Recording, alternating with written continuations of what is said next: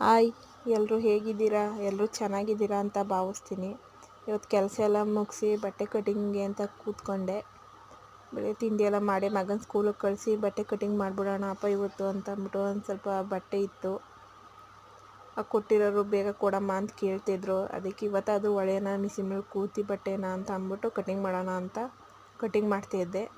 ನಮ್ಮನೆ ಬೆಕ್ಕು ನನ್ನ ಬಟ್ಟೆನೇ ಕಟಿಂಗ್ ಮಾಡೋಕ್ಕೆ ಬಿಡ್ತಾ ಇರಲಿಲ್ಲ. ಇವನು ಹೇಗೆ ಆಡ್ತಿದ್ದಾನೆ ನೋಡಿ. ಹೋಗೋ ಆ ಕಡೆ ಹೋಗು ಅಂತ ಹೇಳಿದ್ರು, ಎಷ್ಟು ಹೇಳಿದ್ರು ಕೇಳ್ತಾ ಇಲ್ಲ ಇವನು. ನಾನು ಏನು ಮಾಡಿದ್ರು ನಮ್ಮ ಬಟ್ಟೆ ಕಟಿಂಗ್ ಮಾಡೋಕ್ಕೆ ಬಿಡ್ತಾ ಇರಲಿಲ್ಲ.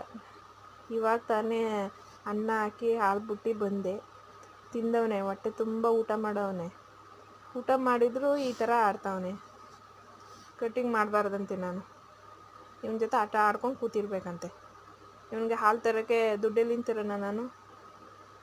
ಬಟ್ಟೆ ಹೊಲಿದ್ರೆ ಅಲ್ವಾ ದುಡ್ಡು ಬರೋದು? ನೋಡಿ ಹೆಂಗೆ ಆಡ್ತಿದ್ದಾನೆ. ಹೋಗೋ ಹೋಗೋ ಆ ಕಡೆ,